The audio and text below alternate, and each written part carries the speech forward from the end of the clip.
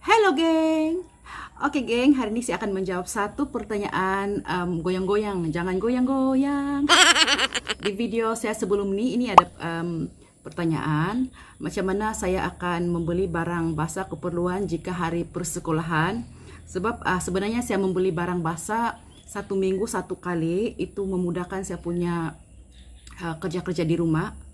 Jadi kalau kita beli satu minggu satu kali, tidak perlu hari-hari kita keluar membeli. Jadi itu lebih menjimatkan masa saya bekerja, tidak banyak masa saya terbuang saya keluar beli barang lagi kalau satu minggu satu kali saya keluar beli barang. Tetapi sebenarnya saya beli satu minggu satu kali beli barang basah, beli barang dapur, tidak semestinya cukup geng. Sebenarnya ia kurang juga. Saya juga ada membeli sayur segar lah, sebab kalau sayur segar satu minggu itu memang tidak boleh disimpan lama. Jadi saya akan beli juga, mungkin selalunya saya akan singgah di kedai runcit. So, kedai runcit ada dijual sedia macam sayur-sayur basah, sayur-sayur segar. Hari ini saya akan bawa kamu beli barang basah, sebab di dalam peti sejuk pun sudah tinggal soto saja. Saya punya ikan ayam sudah habis. Untuk besok cukup, tapi untuk lusa sudah habis, belum sampai satu minggu. Jadi hari ini saya akan beli sedia, tapi cuma mungkin kita akan mengambil masa 15 menit atau 20 menit sahaja. Sebab selepas saya ambil anak sekolah, saya terus pergi akan selepas saya ambil anak sekolah, saya terus akan beli barang basah. Kita top up terus kita punya peti sejuk ini geng. Dan kita harus cepat-cepat, sebab saya perlu mengambil anak sekolah saya yang satu lelaki. Dia akan keluar pada pukul 1:30, 1:30. Yang perempuan jam 1. Jadi sebelum jam 1:30 kita harus cepat-cepat beli barang dan jemput anak saya balik dari sekolah lah. Begitu. Macam dikejar hantu geng. Sebab saya mau keluar sekarang, mau ambil anak. Sekarang jom kita bertolak ambil anak yang perempuan terlebih dahulu. Oke?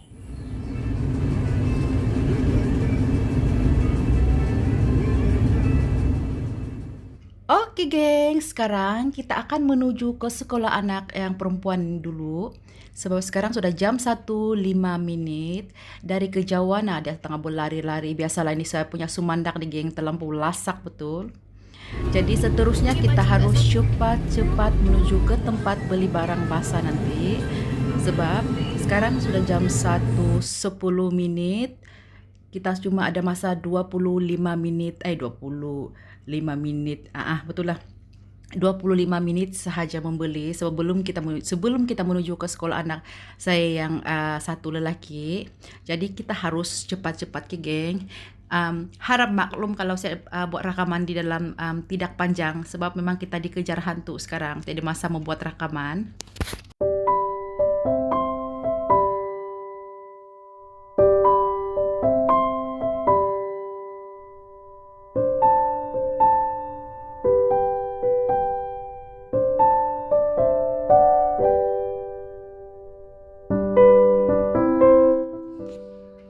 Buah kegemaran jangan lupa beli geng.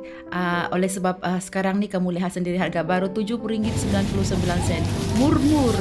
Murmur itu bermaksud murah-murah. Oke geng, sebelum kita bayar kita harus timbang terlebih dahulu barang-barang yang harus kita timbang sebelum kita keluar dari tempat ini. Jadi seterusnya kita belikan sumandak air dulu, sebab dia beritahu dia kelaparan, gaban sudah geng. Maklumlah sudah jam 1:30.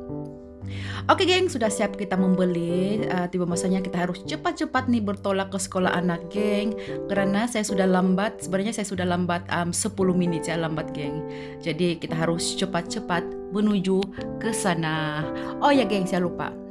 Di kejadian kali ini geng, dalam perjalanan saya menuju ke sekolah anak yang kedua, ada satu kejadian kemalangan jalan raya. Tapi tidaklah teruk. Kamu geng-geng saksikan sahaja video ini sampai habis, nampak kejadian sebenar.